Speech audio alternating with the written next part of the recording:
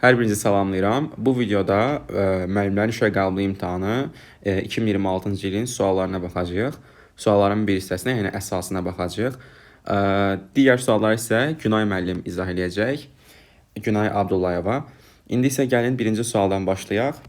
Birinci sual nə deyilir? Cədvəldə sorğular və bu sorğuların internetdə aparılan axtarış nəticəsində tapılan səhifələrin sayı göstərilib.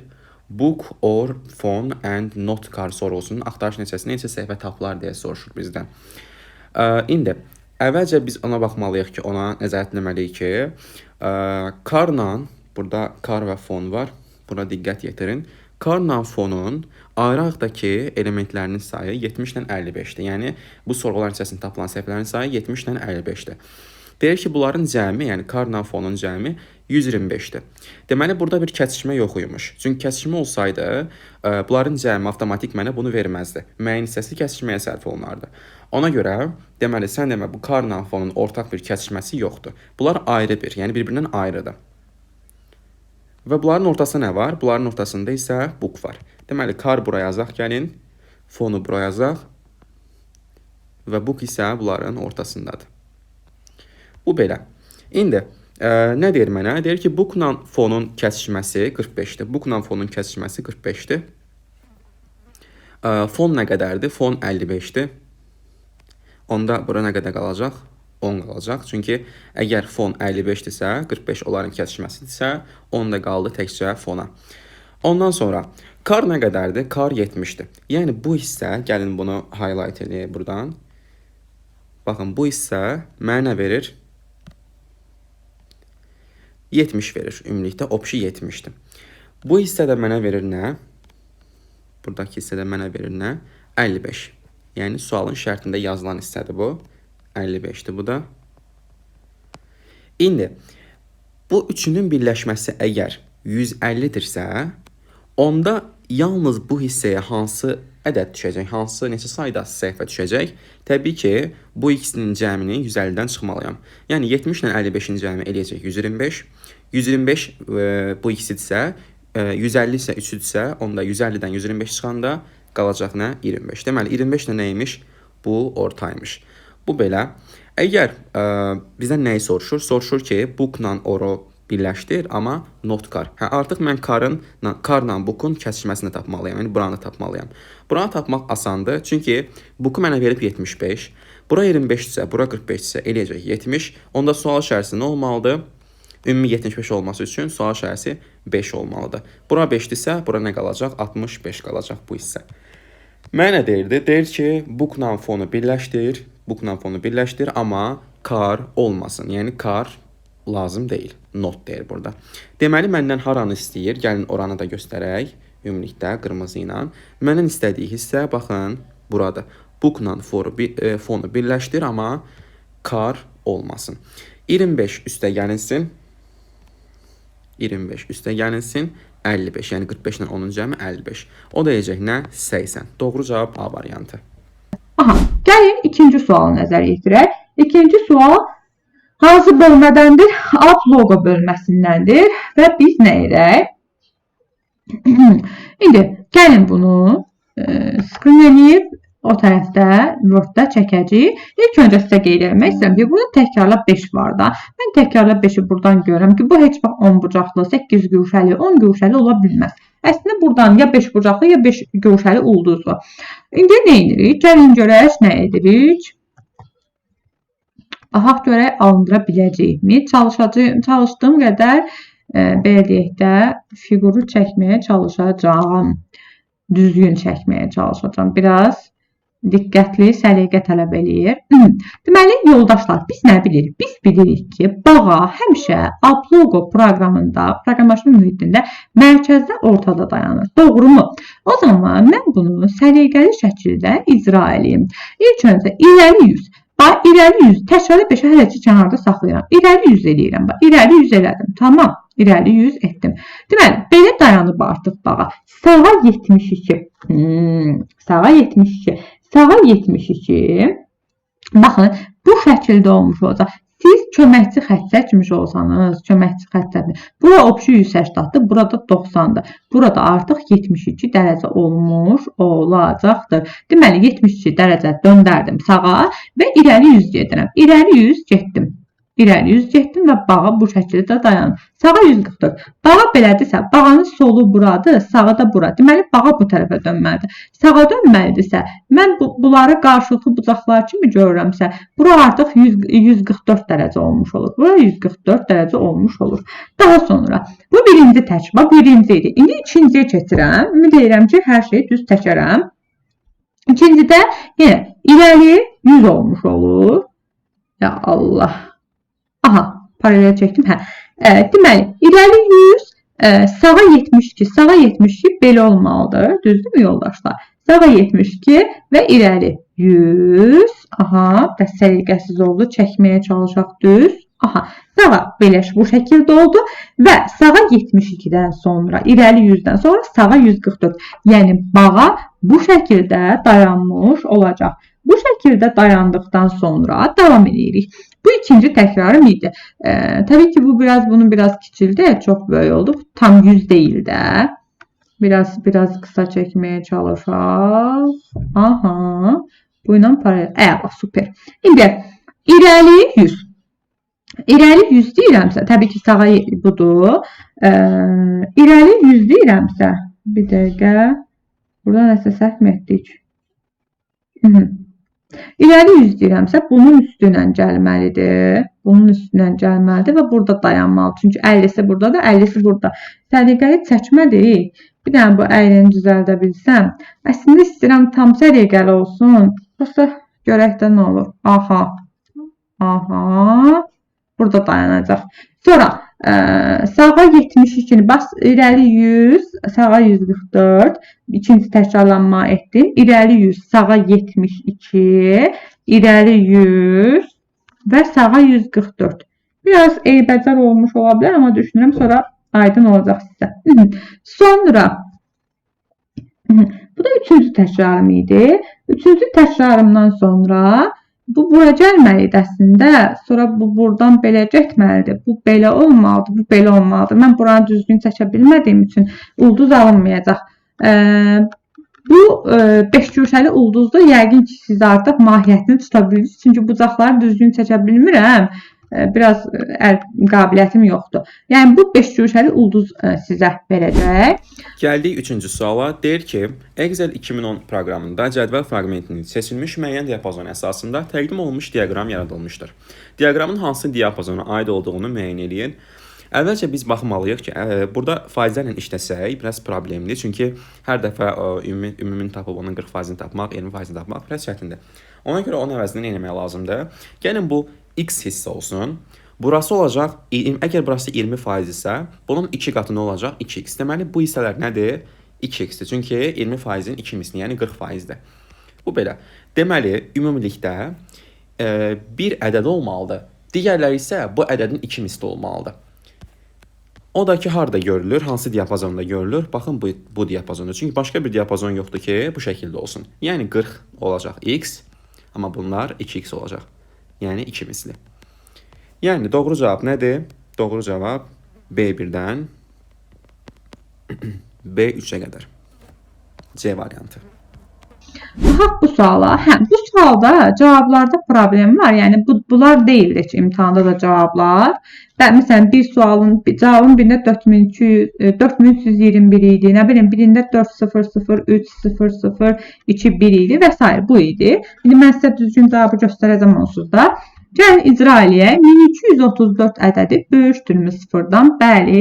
K bərabərdir. K vurulsun 100, 0 vurulsun 100, 0. N modon, yəni 4. 4 yazdım. N də bərabərdir. 123 olmuş oldu. 123 böyükdürmü 0-dan? Bəli. K bərabər 4 vurulsun 100, 400, pi 100. 3 bölünsün, yəni 3 mod 10 bizə 3'ü verilmiş olacaq. Bu da nəticə etibarilə 403 alınacaq. N də bərabərdir 12 olmuş olacaqdır. Gəlirəm 12 böyükdürmü 0-dan? Bəli. 403 vurulsun 100. 4, 0, 3, 0, 0. Üstünə də gəlməliyəm 2-ni. Buradan da nəticə 4, 0, 3, 0, 2 olacaq. N də bərabərdir 1. Sonra 1 böyükdürmü 0-dan? Bəli. 4, 0, 3, 0, 2, 0, 0 üstəgəl 1. Buradan da nəticə 4, 0, 3, 0, 2, 0, 1 nəticəsi olmuş olacaq. N də 0 olur və yekun nəticə bizdə bu alınmış olacaqdır. Aha, deməli, burada ilk öncə onu vurğulayım ki, bu 240 yox, 4096 olmalıdır. 4096 olmalıdır. Mənim bir düsturum var. V bərabərdir, piksel vurulsun, dərinlik. Piksel şəklinin eni ilə uzunluğudur. Mən birbaşa piksel yazıram. Rəng çalarda bərabərdir 2 üstündə dərinliyə. İlk öncə bura kimi mən məsələmi həll edib dərinliyi tapıram. 120 vurulsun 1024 vurulsun 8 bərabərdir. 160 vurulsun 4096. Vurulsun dərinlik bitlə. Sual verə bilərsiniz ki, niyə bitə çevirdim? Ona görə bitə çevirdim ki, dərinliyi axtarın və dərinliyin vahidi bitdir. İlk öncə bu ilə bunu ixtisar aparıram. Burada düşür 4. Daha sonra sıfırlarımı aparıram. Burada bu ilə bunu ixtisar aparıram. Bura düşür 3. Sonra bu ilə də bunu ixtisar aparıram. Bura düşür 2. Bir dəqiqə 4096 olmur. Sorry. 4096 yox. Deyəsəm 1024 idi. 12 vur, 120 vur 8 bölünsün 160. Bir dəqiqə indi deyəcəm. 120 vurulsun 1024 vurulsun 8 bölünsün 160 vurulsun 1024 idi. Bundan bu gedərdi. Bundan bu gedər. Hə, burada 1024 idi. Sonra üzrünü sayın 1024 idi burada. Hə. Deməli, bununla bu gedəcək, bura düşəcək 2, bununla da, bu 2 ilə də bu gedir 6 bit. Hə, indi bu məsələni bura qədər həll elədik. İkincidə deyir ki, hər bir pikselin kodlaşdırılmasında eyni sayda bitdən istifadə olunur və rəng kodunda hər 2 bit üçün bir nəzarət biti təyin olunur. Bu qrafik təsvirin kodlaşdırılmasında istifadə olunan paytadaş rənglərin maksimal sayı. Dərinliyi biz 6 bit tapmışıq. Deməli, deyir ki, hər rəng kodunda hər 2 bit üçün bir nəzarət var. 6 bit əslində nədir? 2, 2, 2-dir, düzdürmü? Bax, bunun üçün də 1 bit təyin olunub. Bunun üçün də, əslində 3 bit idi. Hər bit üçün 1 bit nəzarət kodu tətbiq olunubsa 6 bit alınıb. Deməli, nə olmuş olacaq? 2 üstündə 6, 64. Deməli, bizim rəngçalarımız 64. 55-ci suala. Deyir düzgün yazılmayan fayl adlarını müəyyən eləyin. Ümumiyyətlə, gəlin faylın adlarında Windows əməliyyat sistemində qadağan olunan simvollara baxaq. Onlar hansı simvollardır? Deməli, slash işarələri, sonra 2 nöqtə, ulduz, sual, dırnaq işarəsi, sualı yazdıq. Ondan sonra böyükdür, kiçikdir işarələri və belə düz xətt. Bunlar qadağan olunmuş simvollardır fayl adlarında. İndi baxaq görək bunlar harda istifadə olunub. Misal üçün A variantında dırnaq istifadə olunub. Ona görə bu yanlışdır. Düzgün yazılmayan fayl adıdır. Gəldik school ulduz 456. Ulduz var deyə, baxın ulduz olmaz. Ona görə 2 də düzgün deyil. 3-ə gəldim. Bu işarə qadağan olunmuş simvolların arasına daxil deyil. Ona görə 3 doğrudur. Hesabat, deməli 6 xətt 2026. Burada hər hansı bir qadağan olunmuş simvol yoxdur. Ona görə bu da doğrudur. Foto sual. Sual varsa deməli nədir bu? Qadağan olunmuş simvoldur. Ona görə 5 olmaz. 1, 2, 5 doğru cavab A variantı. 6-cı sualın izahı ilə davam edək. Təqdim olunmuş naxşı çəkmək üçün bağaya hansı komandalar verilməlidir? Əvvəlcə burada biz görürük ki, variantlarda təkrarlar 4 dəfə yazılıb. Yəni, müəyyən bir fraqment 4 dəfə təkrarlanmalıdır. Amma hansı fraqmentin 4 dəfə təkrarına gəlin baxaq. Misal üçün, mən buradan bu şəkildə bir trayektoriya izləsəm, bu birinci addım, ikinci olaraq yenə eyni trayektoriya, üçüncü olaraq yenə eyni trayektoriya, dördüncü olaraq yenə eyni trayektoriya. Yəni, burada olan əsas hissə odur ki, siz hansı hissənin, hansı fraqmentin 4 dəfə təkrarlandığını tuta biləsiniz. Və burada da gördük ki, baxın, bu hissə, bizdə bu hissə 4 dəfə təkrarlanır. Bu və bu. Bu hissə 4 dəfə təkrarlandı. İndi, içərisində, yəni bu kvadrat mötərizənin içərisində yazılan hansı hissənin, hansı funksiyanın 4 dəfə təkrarına baxaq. Yəni, bu hansı deməli, əmrlərin ardıcıllığıdır. Əgər bağa burada əvvəlcə bu istiqamətə dayanırsa, deməli, bu qabağa 100 addım getməlidir. Yəni, irəli 100 addım. İrəli 100 addım olmalıdır. Gəlin elə variantlardan çıxdaş eləyək. İrəli 50 getdi və qalanlar qaldı. Növbəti, sağa 90 dərəcə dönməlidir. Yəni bu istiqamətdən bura 90 dərəcə dönməlidir. Onda sağa 90 dərəcə dönmə əməliyyatını verməliyik. Sola 90 yanlışdır, sola 90 yanlışdır. Ondan sonra irəli 50 verməliyik. Çünki yəni burada əslində normal olaraq biz görmürük ki, bu 50-dir, 40-dır, neçədir. Amma məntiq olaraq tuturuq ki, əgər bura 100-dürsə, bura nə olmalıdır? Bura da ondan biraz az olmalıdır. Yəni 50 olmalıdır. Ona görə irəli 50 verəcəyik. Deməli, sağa 90-dan sonra irəli 50 verəcəyik. Yəni bu variantlar doğrudur. Ondan sonra artıq bağa bu istiqamətdə dayanıbsa, yenə 90 dərəcə sağa dönməlidir ki, gəlsin bu istiqamətdə dayansın. Və sağa 90 hardadır? Deməli, sola 90-dır bu. C variantı getdi sağa 90. Ondan sonra irəli 100 yenə. İrəli 100 addım. Sonra artıq bu istiqamətdə dayanıbsa, sağa yox, bir dəfə sola 90 dərəcə olmalıdır ki, artıq bura dönsün. Deməli, sola 90 və irəli 50 və istiqamətimizi artıq biz bura tutmalıyıq deyə sola 90 dərəcə olmalıdır ki, yəni artıq sola 90 dərəcə dönsün. Və bu həmişə 4 dəfə təkrarlanır deyə artıq misal üçün baxın bura, bağanın istiqaməti yenə bu formadadır. Doğru cavab olacaq nə? B variantı. Davam edək 14-cü sualdan. 14-cü sual yenə alqoritmlə bağlı bir sualdır. Yadda saxlayın ki, əgər bir kökaltı ifadə verilibsə, onun burada dərəcəsində cüt qiymət və tək qiymət yazıla bilər. Məsələn, 12 olsun, 13 olsun. Əgər dərəcə təkdirsə, o zaman xətti alqoritm, əgər dərəcə cütdürsə, o zaman budaqlanan alqoritm olmuş olacaq. Siz də burada diqqət eləməlisiniz. Dərəcə nədir? Tək. O zaman nə olacaq? Düzgün cavab xətti alqoritm olmuş olacaq. 10-cu suala baxaq. Proqram təminatı mövzusuna aiddir. Sualımız uyğunluq tələb edir. Əməliyyat sistemləri, mətin prosesorları və nədir? Bir də ki, elektron cədvəllər. Ümumiyyətcə biz bilirik ki, proqram təminatı 3 hissəyə bölünür. Sistem proqram təminatı, tətbiqi proqram təminatı və instrumental proqram təminatı. Sistem proqram təminatının əməliyyat sistemləri, baza proqramları və təbii ki, baza proqramlarda özləri bir neçə qrupa bölünür. Bir də servis proqramları var. Tətbiqi proqramlarda tərkibi var. Təbii ki, instrumental da tərkibi var. Biz onların daha da mərkəzinə getmək lazım deyil.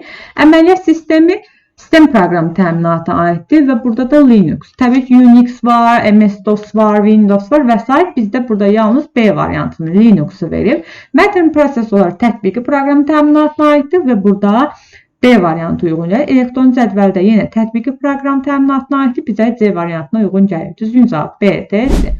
7-ci sualla davam eləyək. Python-da yazılmış proqram fraqmentinin icrasından sonra çap olunacaq ədədlərin cəmini tapın deyir. Deməli, burada F1 çağırılır və bir dənə fikir verək bu def funksiyasının içərisinə. Əgər mən bura n-lə çağırıramsa, n-i çap eləyəcəm və həmin n ədədinə uyğun bir dəfə üzərinə 1 gəlməklə, bir dəfə 3 gəlməklə, əgər 5-dən kiçikdirsə, yeni ədədlər düzəldib, yəni 1 vahid böyük və 3 vahid böyük ədədləri tapıb, onları yenə çağırmalıyam. Gəlin elə 1 ilə başlayaq.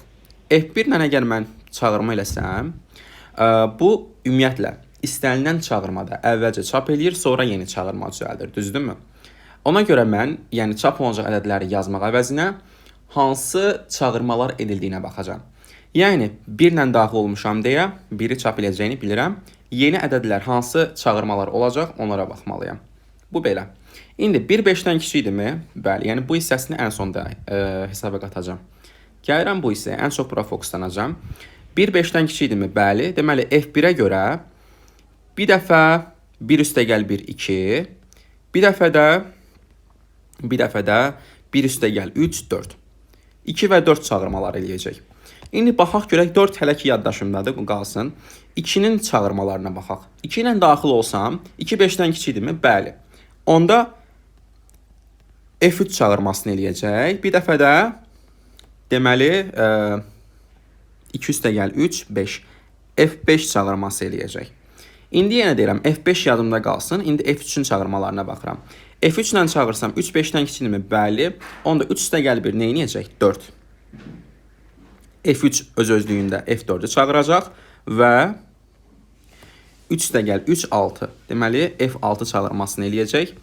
Sonra gəlirəm, yenə deyirəm, F6 yenə yadımdadır. Geriyə qayıdacağam, narahat olmayın. F4-ün çağırmalarına baxıram. F4-ün çağırmaları necə olacaq? 4 5-dən kiçikdirmi? Bəli. Ona görə 4-ün üzərinə 1 gələcəm, 5. Bunları nəzərdə tuturam dostlar. Üzərinə 1 və ya da 3 gəlməyi. 4-ün üzərinə 3 gəlirəm, 7. F7. Deməli, bir dəfə 5 oldu. Bir dəfə də 7 oldu. Bu belə. İndi gəlirəm bura. F5 N5-dir, düzdürmü?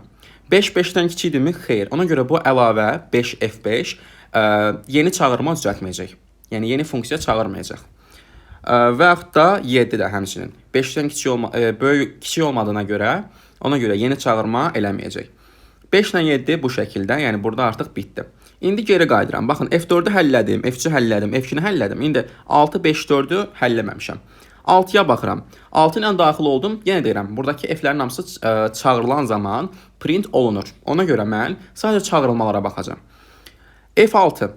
F6 6 5-dən kiçikdirmi? Xeyr. Deməli F6 da öz-özlüyündə yeni funksiyalar, yəni funksiyaları yenidən çağırmır başqa qiymətlərlə. Onları çağırmayacaq. Sadəcə yəni burada bitdi. Çap edəcək, bitdi. Gəldim F5-ə. F5 də həmçinin 5-dən kiçik olmadığına görə yeni funksiya çağırmayacaq. Gəldim F4-ə. F4 amma 5-dən kiçik olduğuna görə çağıracaq. Yəni F4 öz-özlüyündə 4 üstə gəl 1 5-i və 4 üstə gəl 3 7-ni. Bunları çağıracaq. Başqa da bir şey çağırmayacaq. Və görürəm ki, başqa heç nə qalmadı deyə burada gördüyüm bütün ədədlərin hamısını toplayacağam. Amma necə? Misal üçün, əvvəlcə 1 çap olunacaq. Sonra 2 çap olunacaq. Sonra 3 çap olunacaq. Sonra 4 çap olunacaq. Sonra 4-ün düzəltdiyi 5-dən 7 çap olunacaq. Ondan sonra gəlirəm nəyə?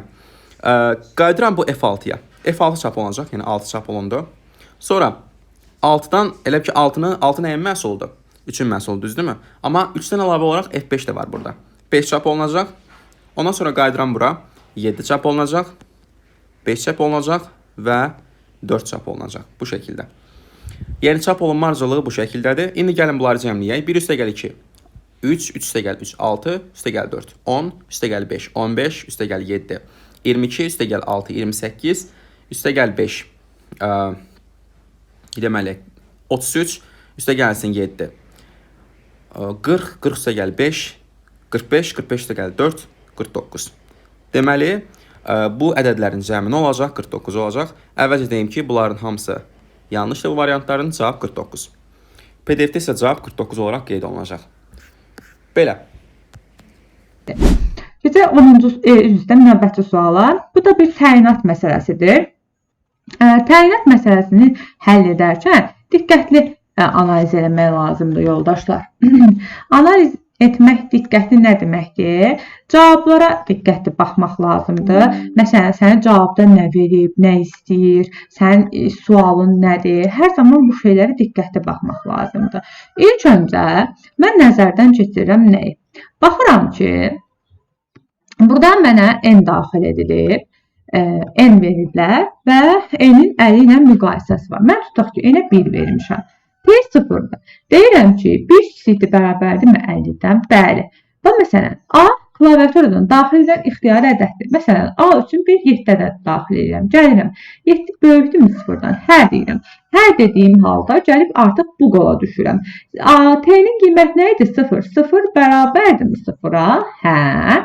Hə dediyim üçün B-yə A-nın qiymətini, yəni 7-ni mənimsədirəm. T də artıq 1 olmuş olur. Davam edirəm. Təbii ki, davam etməmişdən öncə burada n-i bir vahid artırmalıyam. N-in üçün qiyməti 1 vermişdim. 1 vahid artırdım, 2 oldu. Tamam mı? İndi davam edirik. 2 kiçikdir bərabərdir 50-dən. Bəli deyirəm. A üçün bir mənfi 3 ədədi verirəm. Mənfi 3 tam ədədi verirəm. Deyirəm ki, mənfi 3 böyükdürmü sıfırdan? Yox, yox deyirəm. Gəlirəm, mənfi 3 yox olub burada. Mənfi 3 kiçikdirmi sıfırdan? Hə. Hə deyirəm, D-yə A-nı mənimsədirəm. Yəni, mənfi 3-ü mənimsədirəm. N-i də yenə bir vahid artıram, olur 3. Sonra məsələn, 3 kiçikdir bərabərdirmi 50-dən? Burada bir dənə mənfi 7 daxil edirəm. Mənfi 7 böyükdürmü sıfırdan? Yox. Mənfi 7 kiçikdirmi sıfırdan? Hə. D də bərabərdir, mənfi 7 etmiş olur. N də bərabərdir, 4 olur.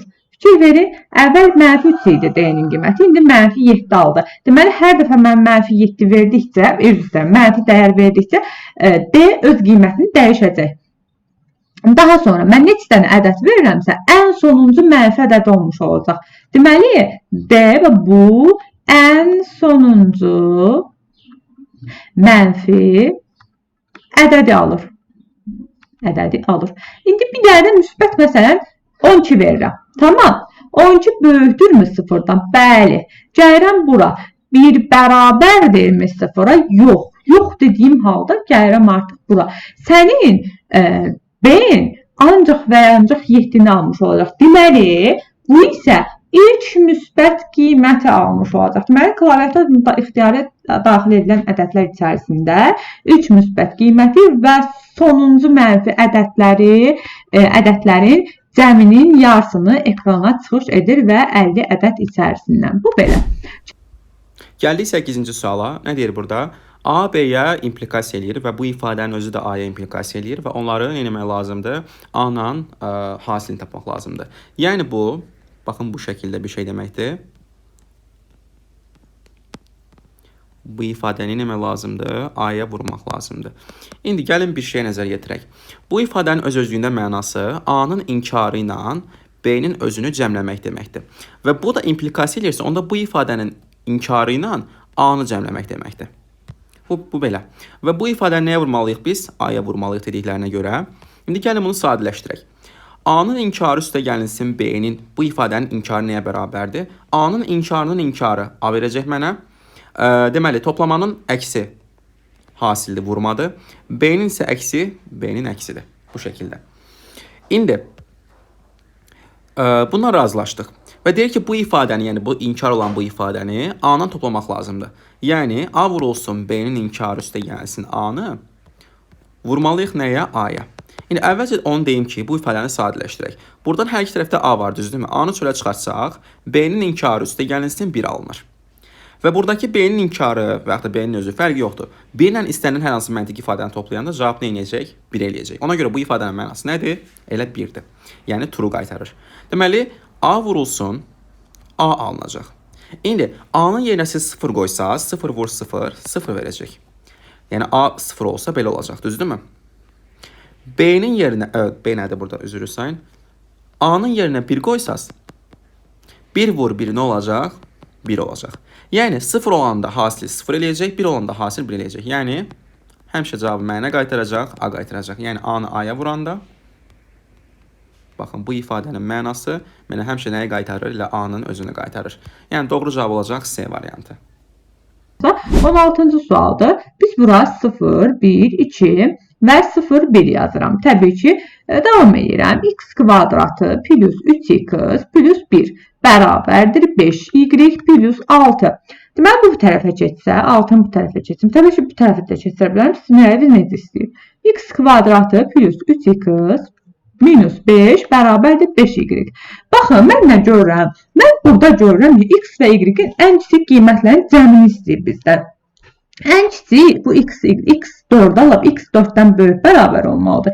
Y də 7-dən böyük bərabər olmalıdır. Məsələn, y-ə 7 ver. Niyə görə? Çünki 3 ola bilməz, üçlük say sistemində 3 yoxdur axı. Heç əsasda özü olmur axı. Əsas varsa burada özü olmur.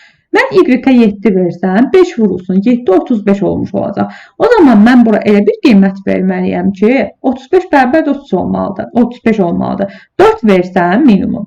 4-ün kvadratı 16 eləyib. 16 üstünə gəlirəm 12, 28 eləyib. 28-dən 5 çıxanda 23 eləyib. Mənim işimə yaramadı. O zaman mən 5-i verim.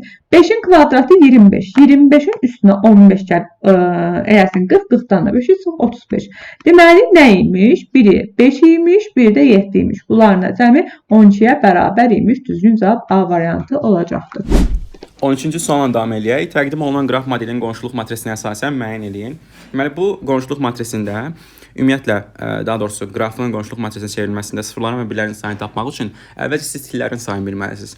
Və bu tillərin sayını ehtiyatla sayanda 23 dənə til olduğunu görürsünüz. İndi yadda saxlayın, bir istiqamət 1 deməkdir. Yəni bir vahid deməkdir qonşuluq matrisində. Deməli bir istiqamət nəyə ekvivalent oldu? Qonşuluq matrisində bir vahidə bərabər oldu. Ona görə buradakı 23 dili varsa, hər birinin 2 istiqaməti varsa, onda burada 46 ədəd 1 var. Deməli 46 ədəd nə oldu? Birlərin sayı oldu. 2-yə getdi B variantı. Sıfırların sayını tapmaq üçün isə biz qonşuluq matrisində bilirik ki, n dənə təpə varsa, n-in kvadratı qədər xana vardır. Təkrar edirəm. N dənə təpə varsa, n-in kvadratı qədər xana vardır. İndi burada 1, 2, 3, 4, 5, 6, 7, 8, 9, 10. 10 dənə təpə varsa, onda bu 100 dənə, yəni onun kvadratı qədər nə var? Xana vardır. Əgər bu xanaların 46-sı 1-dirsə, onda 100 çıxılsın 46-sı, yəni 54 dənəsi nə olacaq? Sıfırların sayı olacaq. Yəni doğru cavab 1-ə nə getdi? D variantı getdi. 1D, 2B olacaq. İndi isə bu suala nəzər yetirək. Nəticəni istəyir. İlk öncə separatordan danışaq. Separator bir ayırıcıdır. Nə işə baxır? Minimum iki ifadə arasında yəni tərkibində verilən simvolu minimum iki ifadə arasında yazır. Yəni bir dənə ifadə olarsa onun içərisində yaza bilməz. İndi A plus B. A dəyişəninə böyük A sətri mənimsədilib. Yəni dırnaqda A plus B. Dırnaqda B. Sətirlər toplanılarkən onlar bir-birinə yapışır. Ona görə də mən burada C variantını və D variantını çıxardıram. Qalan variantda qalır. Separator ayrıcıdır və vergüllər arası işləyir. Təbii ki, burada və burada olmuş olacaq. Bu vergül isə B ilə separasını ayırmaq üçündür. Deməli, mən burada ulduz eləyəcəm. A olduğu kimi çap olunur. A sətri, ulduz və B sətri olduğu kimi çap olunur. Deməli, nəticə B variantı olmuş olacaqdır. Keçək. 15-ci sualın icrasına baxaq. Python-da yazılmış proqramın icrasından sonra ekrana nə çap olunar? Ümumiyyətlə, burada bir siyahı verilib mənə və deyir ki, bunu çap elə. Və burada görürəm ki, bu funksiyaya x ilə girir. Bəs lab x nə iş görür? Lab x görürəm ki, A listi ilə içəriyə girir. Deməli, bu listin üzərində bir-iki şey görür. Bir-iki dəyişiklik eləyir. Necə bir dəyişiklik baxaq? Deməli, hər hansı bir siyahını, listi götürür, hər bir elementinə bundan toxunur. Yəni, lenx nə deməkdir? Lenx o deməkdir ki, sıfırdan uzunluğuna qədər get. Və bilirəm ki, uzunluğa qədər gedirəmsə, sonuncu mən ədədimi götürməyəcəm. Tutaq ki, uzunluğu 5-dirsə, 5-i götürməyəcəm. Bir vahidkəm 4-ü götürəcəm. Düzdürmü? Əla. İndi və bu nə deməkdir? Biz dedik, for in range sıfırdan uzunluqdan bir vahid kəmə qədər bütün rəqəmlərin hamısına bax. Və görürəm ki, burada həmin o rəqəmləri, həmin o sıfırdan uzunluqdan bir vahid kəmə qədər olan ədədlərin hamısına başlayır indeks olaraq götürür. Yəni xi bərabərdir xi-nin kvadratı bölünsün 2. Baxın bu hissə.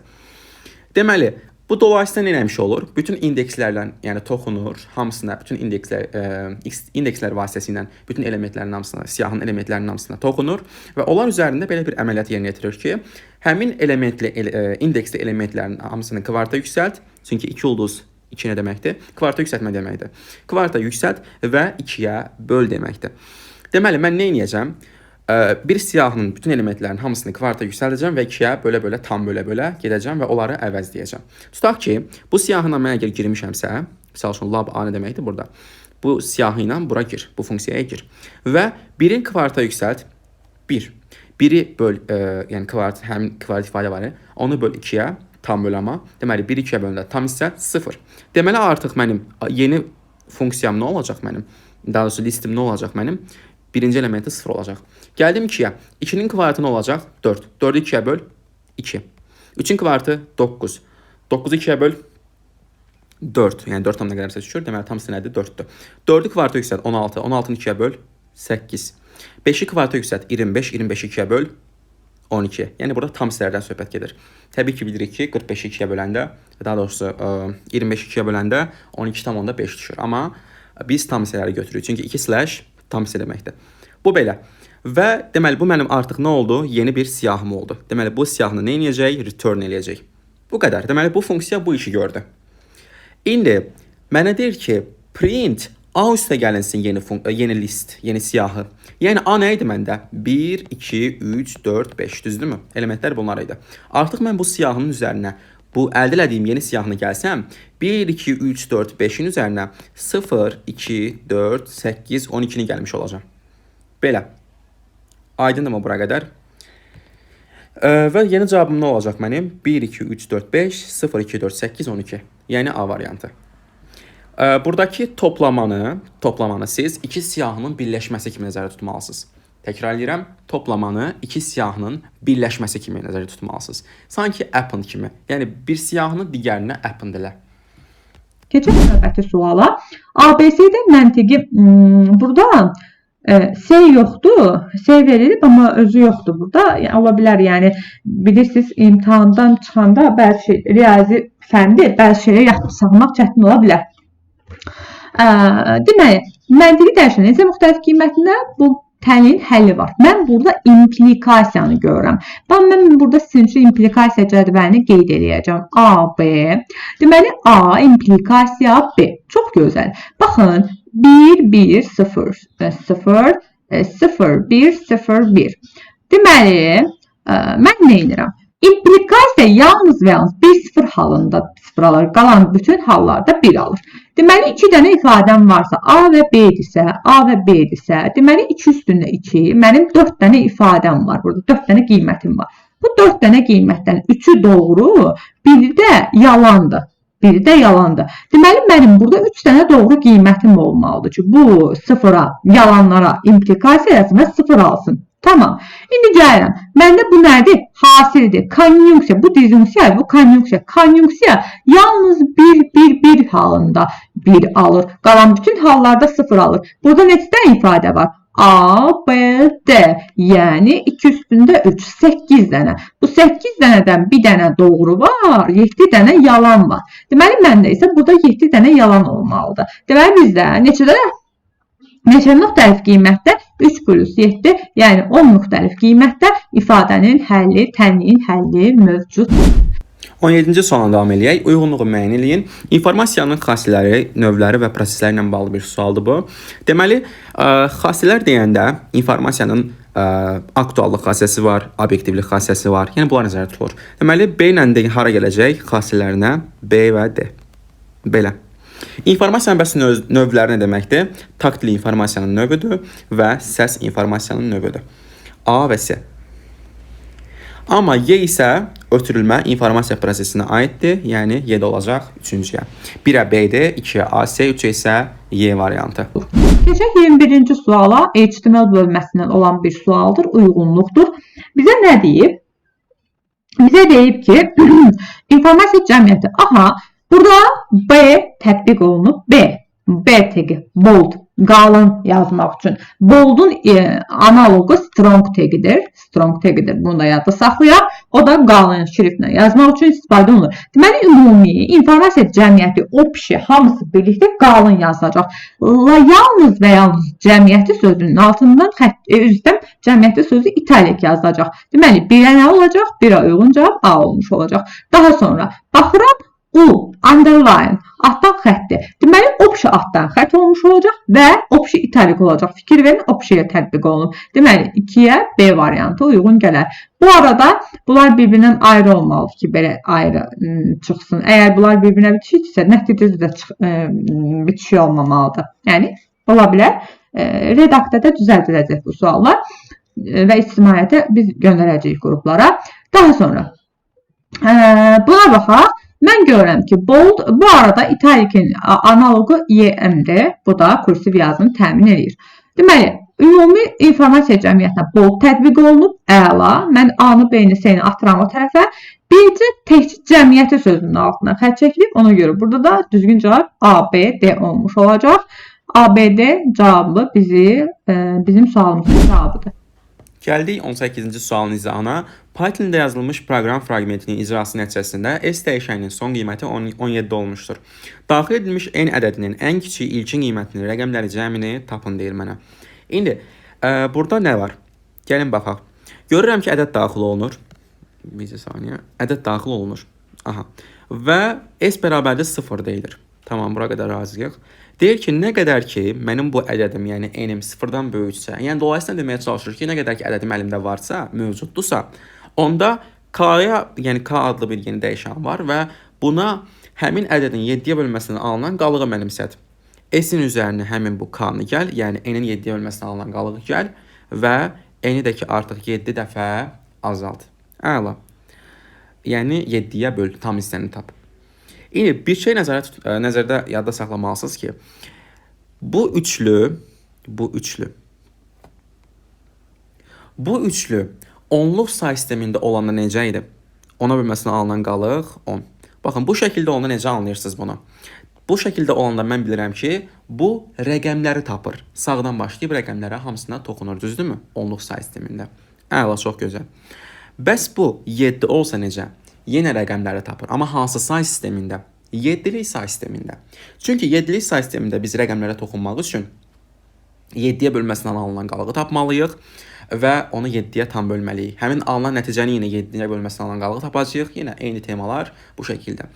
Deməli, burada K həmişə nə olacaq? 7-lik say sistemində, təkrar edirəm, 7-lik say sistemində olan bir ədədin rəqəmlərinə baxacağıq. Yəni K onu bizə ifadə edəcək. Təkrar baxaq. Deməli, N-in 7-yə bölməsindən alınan qalıq və N-in 7-yə bölməsindən alınan tam hissə. Hər dəfə həmin o tam hissəni tapır, 7-yə bölməsindən alınan qalığı tapır. Bu sizə hansı alqoritmi xatırlatdı? Müəyyən onluq say sistemində olan bir ifadəni müəyyən, yəni 7-lik say sistemində olan bir ifadəyə keçirməyə bənzətdi. Yəni bu alqoritm. Ona görə bu üçlü mənə onu deyir ki, 7-lik say sistemində olan bir ifadəni nə rəqəmlərini K-ya mənimsət. Və burada da deyir ki, həmin o 7-lik say sistemində olan bir ifadənin rəqəmlərini S-ə cəmlə. Və S-in əgər cavabı sonunda 17 olubsa, deməli bu 7-lik say sistemində olan ədədin rəqəmləri cəmi 17 imiş. Əla. Deməli, mən bilirəm ki, 7-lik say sistemində bir ədədim var imiş. Amma bilmirəm bu necə ədəddir. Və bu ədədin rəqəmləri cəmi neçədir? 17-dir. Və soruşur ki, bu ədəd ən az nə qədərdir? Ən kiçik qiyməti nə qədərdir? Gəlin onu hesablayaq. Deməli, mən bilirəm ki, 7-lik say sistemində bir ədəd qurmalıyam, düzdür? Və mənim rəqəmlərim 7-lik say sistemində nələrdən ibarətdir? 0, 1, 2, 3, 4, 5, 6, düzdürmü? Əla. İndi bunlardan mən ədəd düzəltməliyəm, amma ən kiçik ədəd düzəltməliyəm. Ona görə gəlin çalışaq ki, ən böyük rəqəmləri sağ tərəfə itələyək. Yəni, sağ tərəfdə qalsın ən böyüklər. Çünki qabağa getdikcə ədəd böyüyür.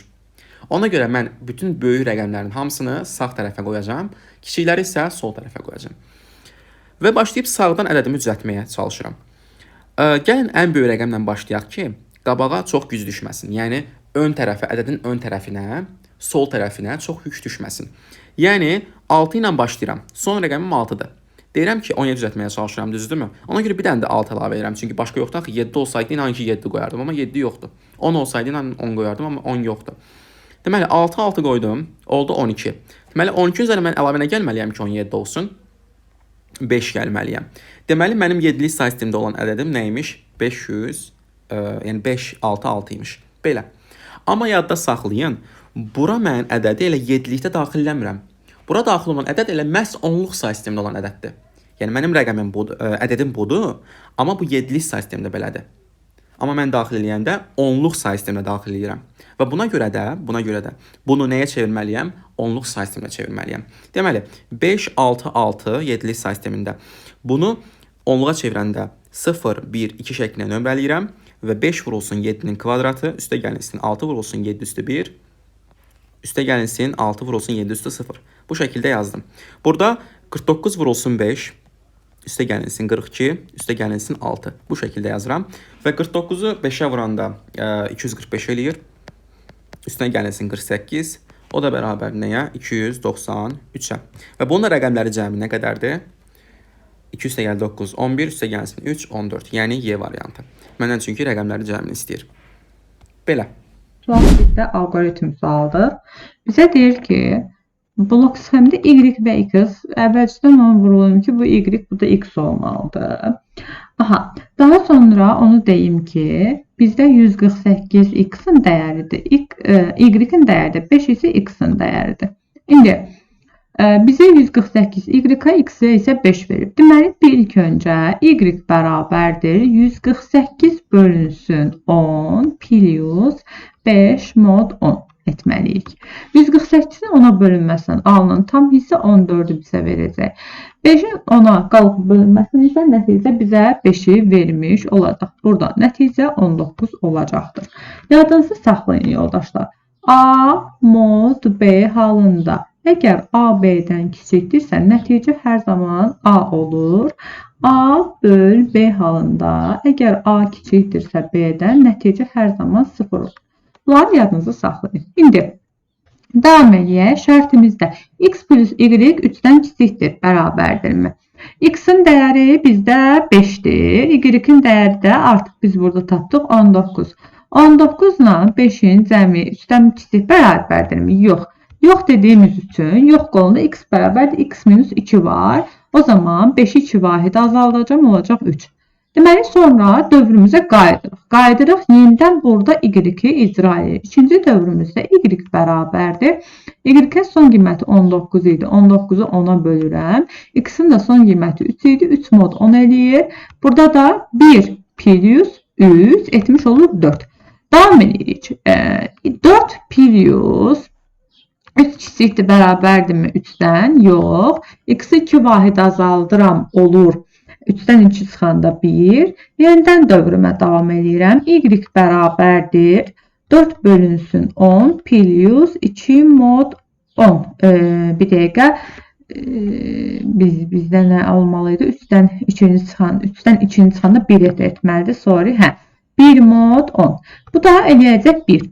Deməli, 1 plus 1 kiçikdir, bərabərdir 3-dən. Hə deyirik. Hə dedikdən sonra hə qolunu icra etmək lazımdır. 1 plus 10 mod 7, yəni 11 mod 7. 11-in də 7-yə bölünməsini alınan qalıq bizdə 4 nəticəsini vermiş olacaq. 19-cu sualla davam eləyək. Onluq say sistemində verilmiş 64 üstü 5, üstə gəl 4 üstü 3 çıxılsın 1 çıxılsın x ədədinin dördlük say sistemindəki ifadəsində 12 ədəd 3 rəqəmi mövcuddur. X-in ən kiçik qiymətini müəyyən edin. Gəlin əvvəlcə bunu 4-ün qüvvətləri şəklində göstərək ki, dördlük say sistemində ifadəmizdə daha rahat olsun bizə. Yəni 64-ü 4 üstü 3 şəklində göstərirəm və bunun üstünə də 5. Bu 4 üstü 3 olduğu kimi qalsın, çıxılsın 1, çıxılsın x. İndi bu da bərabərdir nəyə? Öz növbəsində 4 üstü 15, üstə gəlsin 4 üstü 3, çıxılsın 1, çıxılsın x bu şəkildə. Bu da 15-ci mövqedə 1, 14-cü mövqe yoxdur, 13 yoxdur, 12 yoxdur, 11, 10, 9, 8, 7, 6, 5, 4. 3-cü mövqedə 1 var. 2 yoxdur, 1 yoxdur, 0 yoxdur. Bu şəkildə. Yəni, dördlük say sistemində bu ifadə bu cür təyin olunur, yəni göstərilir. İndi çıxılsın 1 deyilir mənə, yəni bundan 1 çıxmaq lazımdır. Əgər 1 çıxsam, 0-dan 1 çıxsam, çıxa bilmirəm. Ona görə buradan mən 4 verirəm bura. Buradan da həmçinin 1 verəcəm bura, buradan da 1 vaid verəcəm buna. Yəni, dördlük verirəm bura. 4-dən 1 çıxanda 3 qalacaq. Buradakılar da zaten sağa ötürdüklərim üçün 3-lər qalır. Bu 1-in də yerinə qalır, heç nə, 0 qalır. Bunlar isə öz növbəsində nədir? Sıfırlardır. Bu şəkildə. Belə. Deməli, mənim buradakı yekun nəticəm nə oldu? Bu formada oldu.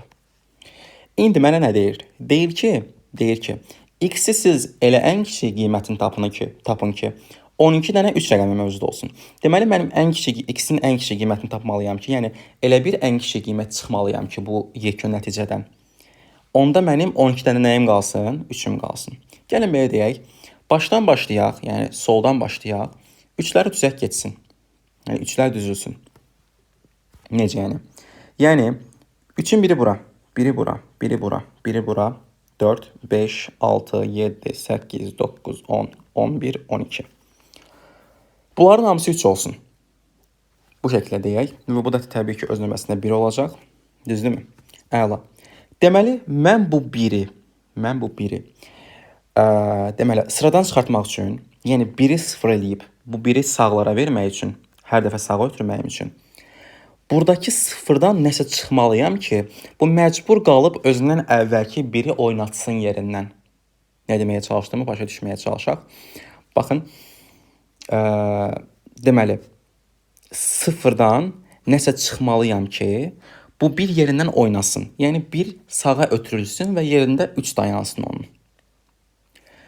Bu şəkildə. Ona görə burada bundan ən azından mən nə çıxmalıyam? 1 çıxmalıyam. Tamam müəllim, onda gəlin belə eləyək. 1 0, 0, 0. Bu şəkildə bir şey çıxaq. Xeyr. Çünki mən bunu çıxsam, artıq 3-dən 0 çıxanda yenə 3 qalacaq, bu da 3 qalacaq, bu da 3 qalacaq. Artıq mənim 12 üstə gəlsin 3, 15 dənə 3-üm olacaq. Ona görə bu 3-lərin də yerindən oynaması üçün bunlardan da mən nəsə çıxmalıyam. Onda mənim 3-ün birbaşa özünü çıxaq ki, 3 qalmasın da. Xeyr.